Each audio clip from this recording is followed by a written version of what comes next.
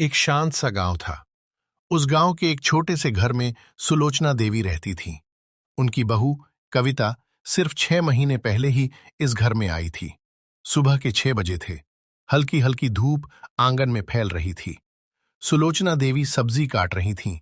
कविता पानी भरकर ऊपर से नीचे आ रही थीं। आज थोड़ी देर हो गई थी। कविता चुप रही।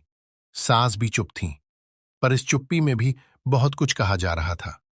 कविता के हाथों में थकान थी, आंखों में नींद की कमी थी। 2 रात से वो सो नहीं पाई थी, क्योंकि उसके पिता शहर के अस्पताल में भर्ती थे। हर रात वो चुपचाप रोती, फोन पर उनकी देखभाल करती। पर उसने ये बात घर में किसी को नहीं बताई। कहीं लोग ये न समझ लें कि मैं घर के काम से बच रही हूं। इसीलिए वो हर सुबह अपनी थकान छुपाकर मुस्कुरा देती थी। दोपहर को खाना बन रहा था। कविता से नमक थोड़ा ज्यादा पड़ गया। कविता, इतना भी नहीं पता कि खाने में कितना नमक डालना होता है। कविता चुप रही। उसने सिर झुका लिया, आंखें भर आईं, पर उसने कुछ नहीं कहा। काश कोई पूछ ले कि मैं इतनी थकी हुई क्यों हूं। शाम को डाकिया एक पत्र दे गया। पत्र कविता के मायके से था। कविता ने पत्र खोला। उसके हाथ कांपने लगे। बेटी, तुम्हारे पिताजी की हालत और बिगड़ गई है। अगर हो सके तो एक बार आ जाना। कविता की आंखों से आंसू बहने लगे। कविता, क्या हुआ? माँ जी, पापा 2 दिन से आईसीयू में हैं।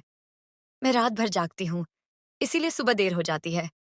मैंने आपको नहीं बताया, क्योंकि मुझे लगा आप मुझ पर भरोसा नहीं करेंगी। सुलोचना देवी कुछ पल चुप रहीं। उनकी आंखों में पश्चाताप था। बेटा, जो तुम झेल रही थी, मैंने सोचा ही नहीं। गलती मेरी थी।